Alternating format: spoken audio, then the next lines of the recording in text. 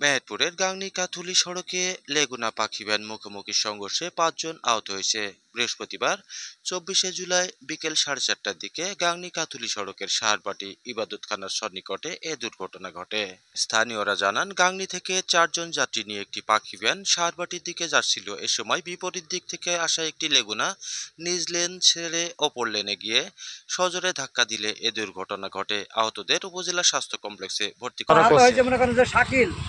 শাকিলের মা বাচ্চাটা কাটবো, বাচ্চাটা আমিরুলের ভাই মেয়ে, ওই বাচ্চাটা বেশি। আর ওই শাকিলের মার মনে করেন এই পায়ে ভেঙে পুরো হয়ে গেছে। শাকিলের পা ভেঙে গেছে, আর শাকিলের হালকা যতটা হয়নি স্যার, শাকিলের পা মানে ভেঙে গেছে, বুঝতে পারছি না কেন অবস্থা খারাপ। ওদের বাসা সাহারবাটি, এই মাত্র কি আসলাম। ওদের বাসা সাহারবাটি। ভ্যানালার পা ভেঙে গেছে, আর ভ্যানালার মাজা টাজা ভেঙে গেছে। ভ্যানালা বাড়ি কোথায়? ভ্যানালা বাড়ি সাহারবাটি। আমাদের সবই কি নাম ভ্যানালার নাম কি? ভ্যানালার নামটা কি গো? রফিকুল ইসলাম। রফিকুল ইসলাম। কোন হসপিটালে দিলেন?